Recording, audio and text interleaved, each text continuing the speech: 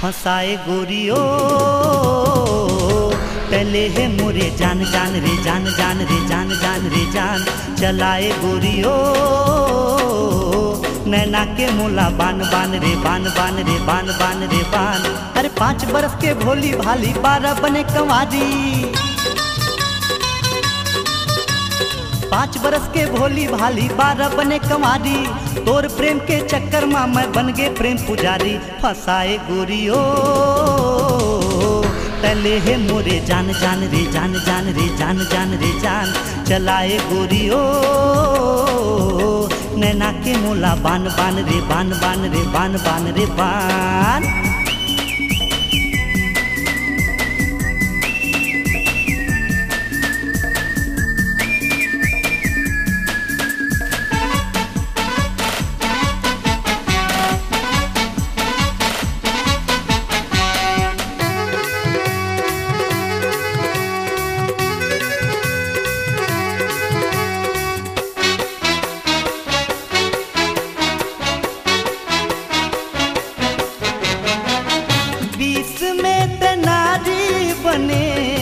पति के ते प्यारी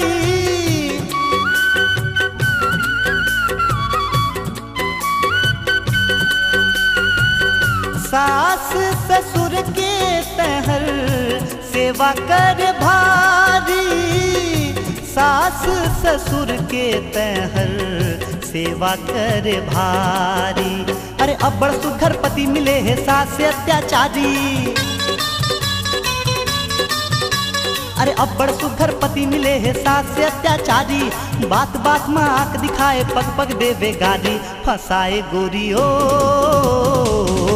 पहले है मोरे जान जान रे जान जान रे जान जान रे जान चलाए गोरियो नैना के मोला बान बान रे बान बान रे बान बान रे बान।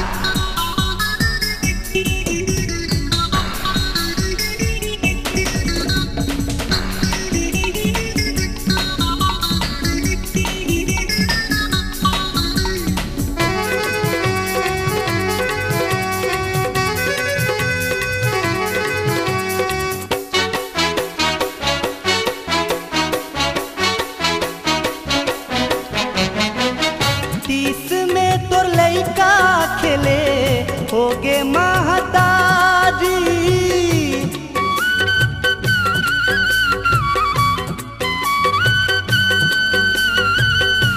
लइका के सोर में पगली होगे सुख मारी, लइका के सोर में पगली होगे सुख मारी।